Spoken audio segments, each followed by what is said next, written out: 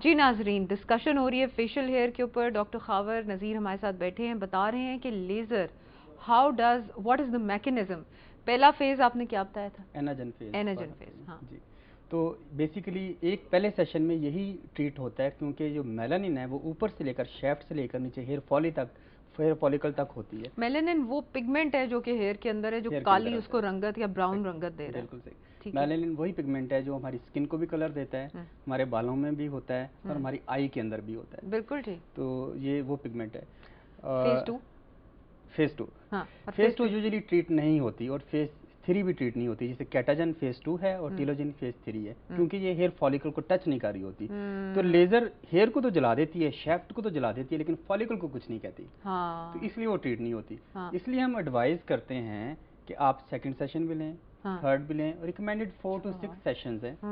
और I mean it depends on the area of the body कि कहाँ पे आप कर रहे हैं। अगर फेस है तो फेस में एवरी 4 वीक के बाद हम सेशन करते हैं। सही, ये नहीं कि इनकम्प्लीट करके दौड़ जाएं, उसके बाद डॉक्टर बेचारे को ब्लेम करते रहे, है ना? ये आपकी बात बिल्कुल हो जाए डॉक्टर फरजीन, के लोग ये आते हैं मेरे पास, वो कहते हैं डॉक्टर साहब हमने तो बड़े सेशन करवाए लेजर के, उधर से भी करवाई उधर से करवाई, फर्क कोई नहीं पड़ा, आप लोग कहते हैं परमानेंट। तो मेरा ख्याल है कि उसमें लग के इलाज रीजन करना यही होता है चाहिए। कि हमारे साथ एक कॉलर हैं जी। हेलो, अस्सलाम वालेकुम। वालेकुम अस्सलाम, क्या हाल है डॉक्टर? ठीक ठाक जी। कौन बात कर रही हैं? जी सोनिया बात कर रही हूँ लाहौर से। अच्छा डॉक्टर, एक बात है कि मैंने बताना था कि मैंने 2-3 बार जो है वो ये लेजर ट्रीटमेंट करवाया है अपने बालों के लिए। अच्छा। मेरी स्किन पे बाल है मुंह पे, लेकिन वो प्रॉब्लम ये हुई कि एक दफा पहली दफा जब कराया तब तो मेरी स्किन जल भी गई, मुझे ये भी प्रॉब्लम हुई।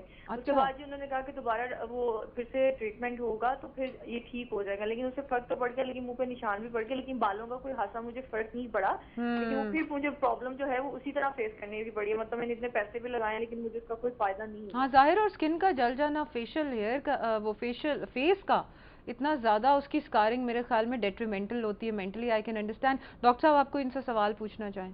बिल्कुल। पेशेंट का नाम क्या है? सोनिया। सोनिया, आपने कितनी ट्रीटमेंट्स करवाई? जी 3 बार करवाई। और कितने अरसे के बाद हर ट्रीटमेंट करवाई आपने? जी तकरीबन 2 महीनों का गैप किया। अच्छा ठीक है, थैंक यू सो मच, मैं आपको आंसर करता हूँ। Thank you so much. अच्छा, बात यह है कि जो आइडियल रिकमेंडेड ट्रीटमेंट्स हैं, मैंने आपको जैसे बताया कि एक सेशन में सिर्फ एक ही किस्म का बाल ट्रीट होता है, तो लॉजिकली 2 किस्म के बाल बच गए। अगर हम 4 वीक के बाद, अगर ये फेस का एरिया है तो 4 वीक के बाद रिकमेंडेड है कि दूसरा सेशन करवाएं। अगर हम वो ना फॉलो करें जो कि रिकमेंडेड है 4 to 6 सेशन, तो फिर हमें जो एक्सपेक्टेड रिजल्ट है वो नहीं मिलते डॉक्टर साहब। तो मेरा ख्याल है कि जिस तरह हमारे इस कॉलर ने क्वेश्चन किया है, 3 session is not sufficient. Again timing is not sufficient. 4 week के बाद इन्हें दूसरा सेशन लेना चाहिए था। इनका क्वेश्चन का एक हिस्सा ये भी था कि pigmentation, that is quite understandable कि अगर तो जो लेज़र करने वाला है प्रोफेशनल है, एक्सपर्ट है, तो वो जानता है कि उसने लेज़र की पावर कितनी रखनी है। That is very important. और मेरा ख्याल है कि पेशेंट को, क्लाइंट्स को, हमारे कॉलर्स को, they should be very careful and clear कि जो लेज़र कर रहा है वो क्वालिफाइड पर्सन है या नहीं। बिल्कुल, ये वाली बात उन्हें पूछना चाहिए डॉक्टर साहब से जाके, डॉक्टर साहब आपकी क्वालिफिकेशन क्या है, या आपका एक्सपीरियंस क्या है, या आपने पहले नेट पे चेक करें ना। डॉक्टर साहब तो वैसे ही कहेंगे कि हाँ जी मैं तो दुनिया पे खास और खास लेजर करने ही भेजा गया हूँ अल्लाह की तरफ से। तो ये वाकई हुआ है कि बहुत सारे लोगों की स्किन बर्न हो गई है, और आप ये सोचें कि वो बाल करवाने गए और ऊपर से पिगमेंटेशन, और दिस इज सो बैड कि जो पहले मैल प्रैक्टिस में होती रही है। नाजरीन, डॉक्टर साहब अभी जो बात बता रहे हैं वो 1 टाइप ऑफ हेयर और 2nd और 3rd टाइप ऑफ हेयर से इनका मतलब है कि जो जैसे जो बाल होते हैं ना, उनकी एक ग्रोथ साइकिल होती है coming from the follicle to के जब वो स्किन से बाहर आ जाते हैं। तो हर उसी साइकिल पे, जैसे डे 1 से अगर हम डे 100 तक रखते हैं, तो ये नहीं कि सारे डे 1 से डे 100, कुछ डे 1 पे होंगे, कुछ 50 पे होंगे, कुछ 75 पे होंगे। तो जैसे जैसे लेज़र का जो बीच में ड्यूरेशन देते हैं वो इसीलिए देते हैं कि हर साइकिल पे वो बाल एड्रेस होता जाए। डे 1 वाला सड़ गया डे 1 पे, और बाकी जो है 60 वाला जो 60 पे सड़ेगा, और इस तरह करके। सो टाइप 1, टाइप 2, टाइप 3 जो है डॉक्टर साहब कह रहे हैं वो ये उनकी ग्रोथ साइकिल क्या है। So be very careful and be warned कि एक साइकिल करवा के एक ट्रीटमेंट के बाद ये ना समझे कि जादू हो गया। It requires quite a lot of treatments. अच्छा डॉक्टर साहब, एक और चीज़ जो मैंने लेज़र के बारे में सुनी है। डॉक्टर साहब, इस कॉलर का अगर थोड़ा सा मैं चाहता हूँ कि क्वेश्चन क्लियर हो जाए। तो पिगमेंटेशन का अगर इशू एक और वजह से भी आता है कि मैंने देखा कि पेशेंट आते हैं और कहते हैं जी हमने लेज़र ट्रीटमेंट से पहले शेव नहीं करवानी। वही मिथ जो मैंने पहले डिस्कस की है कि जी बाल मोटे हो जाएंगे। तो हम शेव इसलिए करवाते हैं, लेज़र से पहले हमारे कॉलर्स, व्यूअर्स, जो भी पेशेंट्स हैं, क्लाइंट्स होने चाहिए कि शेव लाजमी कराएं। जैसे कि मैंने बताया कि लेज़र हीट एनर्जी है और उसने आपके बाल को जलाना है। अगर ये स्किन से बाहर होगा तो बाल जलेगा और साथ आपकी सुपरफिशियल स्किन को भी जला देगा और वहाँ पे बर्निंग की वजह से स्कार और निशान पड़ेगा। तो इट इज़ वेरी इंपॉर्टेंट कि एक तो ये है कि आप अपने स्किन के लेवल पे उसने लेज़र ने उसको अब्सॉर्ब करना एग्जैक्टली ठीक हो गया। और पिगमेंटेशन वही कि अगर प्रॉपर एनर्जी यूज़ की जाए तो पिगमेंटेशन नहीं आती। इसके बाद लेज़र के बाद करवाने के बाद सन ब्लॉक लाजमी यूज़ करना चाहिए और सन अवॉइडेंस इज वेरी नेसेसरी। लगाते हैं इमीडिएटली, बिल्कुल वो कूलिंग इफेक्ट देने के लिए ताकि हीट एनर्जी जो है वो अब्जॉर्ब हो जाए और डैमेज ना पहुंचाए। डॉक्टर साहब लेज़र्स भी आजकल मुख्तलिफ हैं और again the type of hair and the type of skin उसके लिए अलग-अलग लेज़र होती है, तो उसके बारे में थोड़ा सा बताएं। जी, आपकी बात बड़ी अच्छी डॉक्टर साहब। लेज़र की बेशुमार किस्में हैं, ठीक है, लेकिन जो हमारी स्किन टाइप है जिसे हम डार्क स्किन कहते हैं, स्किन टाइप 5 एंड 6, 4, 5, 6 फिट्जपैट्रिक टाइप 4, 5, 6 है, इसके लिए सेफेस्ट लेज़र जो है वो एंटी जैग है, एंटी जैग, और जिसकी मैंने कुछ तस्वीरें भी आपने दिखाई थी। आप बेशक हमारे जो व्यूअर्स हैं वो ND YAG laser for hair removal Google कीजिएगा तो उन्हें बेशुमार इन्फॉर्मेशन मिलेगी। This is the safest laser हमारे बालों के लिए और हमारी स्किन के लिए। और हमें वही वंस अगेन हमारी स्किन में जो खतरा होता है वो पिगमेंटेशन का खतरा होता है, लेकिन ये लेज़र अगर अच्छे तरीके से इस्तेमाल की जाए, प्रॉपर क्राइटेरिया को सामने रखते हुए, तो पिगमेंटेशन नहीं आती। इसके अलावा एक और बात मैं ज़रूर मेंशन करूँगा डॉक्टर साहब कि बालों की भी दो किस्में आपने देखा है कि बाज़ लोगों के बड़े फाइन से हेयर होते हैं जो स्किन के साथ मैच कर रहे होते हैं और बाज़ लोगों के बड़े डार्क हेयर होते हैं। तो जैसे कि लेज़र का मैकेनिज्म है कि उसने मेलानिन को टारगेट करना है, तो जिस बाल में मेलानिन ज़्यादा होगा, यानी जो बाल ज़्यादा काला होगा, मोटा होगा, that will be more effective treatment regarding treatment, यानी वो ज़्यादा हीट एनर्जी पकड़ेगा, वो जलेगा और उसकी डिस्ट्रक्शन होगी।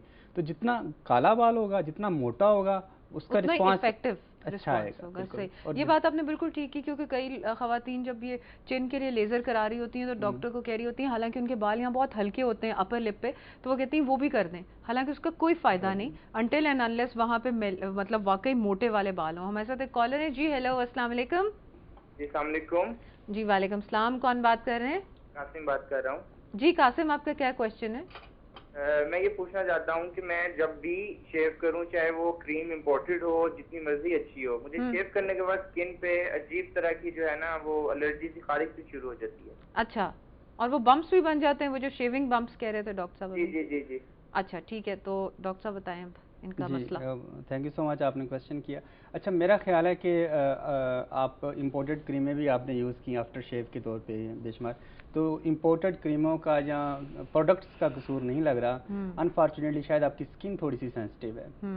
तो आप देखें कि बाज़ लोगों की स्किन थोड़ी सी सेंसिटिव होती है और खुसूसन shaving is itself a traumatic procedure. आप बाल काट रहे होते हैं, स्किन को ट्रॉमा दे रहे होते हैं। तो जिन लोगों की स्किन सेंसिटिव होती है, एक तो वो ट्रॉमा शेविंग का, और उसके बाद फिर आप कोई उस पर जब क्रीम लगाते हैं, आफ्टर शेव लगाते हैं, वो एक एडिशनल ट्रॉमा होता है, नॉट फॉर एवरीबॉडी, लेकिन जिन लोगों की स्किन सेंसिटिव होती है। तो मेरा तो यही ख्याल है कि आपको डिफरेंट आफ्टर शेव ट्राई करने चाहिए, और अगर आपको ये प्रॉब्लम जारी रहती है, क्रीम्स और after shave creams and after problem जारी रहती है, तो फिर बेहतर है कि आप अवॉइड करें, क्योंकि आपकी स्किन सेंसिटिव है। उन प्रोडक्ट्स का शायद कसूर नहीं है। एक ये भी हो सकता है कि अगर जैसे हम अभी कह रहे थे कि मैंने ये भी पढ़ा था एलोवेरा का, जब हम सब पहले बात कर रहे थे कि अगर शेविंग के बाद लगा दी जाए तो वो सूदिंग इफेक्ट हो जाता है उसका। सो आप वो एलोवेरा के जेल जो है उसको प्लांट को यूँ करते हैं, बिल्कुल क्रॉस सेक्शनल काट के उसके अंदर से जेल निकलती है। अगर बाद में आप थोड़ी देर मल लो, तकरीबन आफ्टर शेव की बजाय आफ्टर शेविंग, आफ्टर शेव से पहले या आफ्टर शेव ना इस्तेमाल करो, तो उस वक्त अगर आप एलोवेरा थोड़ी जेल मल लो तो उससे आपको शायद फ़र्क पड़ जाए, और अगर ना पड़े तो फिर हमें ईमेल करो ताकि हम डॉक्टर साहब से पूछें। अच्छा डॉक्टर साहब, ईमेल यही आई हुई है, शायदा की है, यही बता रही हैं कि फेशियल हेयर का, और उन्होंने कहा है कि डॉक्टर साहब से पूछें कि आईब्रोज हाँ आईब्रोज पे लेज़र करानी चाहिए कि नहीं। देखिए बेसिकली जैसे मैंने बताया कि जो मेलानिन है वो स्किन में होता है, बालों में होता है और आई के अंदर होता है। तो जब हम लेज़र करते हैं, आपने देखा होगा बड़ी बड़ी वो मेटल की ग्लासेस पहनाते हैं, तो eyes are very sensitive to laser. तो हम इस एरिया में जो आपका ये बोनी रिम है, इसे हम ऑर्बिटल एरिया कहते हैं, इस एरिया में we are very careful when we treat with laser. तो we can treat with I mean eyebrow area, every part of the body, I mean जहाँ भी आपके बाल हैं पूरी बॉडी पे लोग एक्जिला में करवाते हैं, आर्म्स में करवाते हैं, पूरी बॉडी करवाते हैं लोग। We can treat every hair on any part of the body, but you should be very careful regarding selection of the person who is doing. It should be professional, expert, और आपकी अंदेशा यही है कि वो आई के केयरफुल रहे, उस एरिया को, आई को टच ना करे, वरना ब्लाइंडनेस होने का खतरा होता है। ठीक है नाजरीन, बात किस चीज़ पे मुक रही है? इस बात पे कि आपको हमेशा ट्रीटमेंट के लिए प्रोफेशनल इंसान के पास जाना चाहिए who is qualified for that procedure. तो इसी गोल्डन वर्ड्स ऑफ फरजीन के साथ आप एक ब्रेक ले लें और फिर वापस आ जाएं।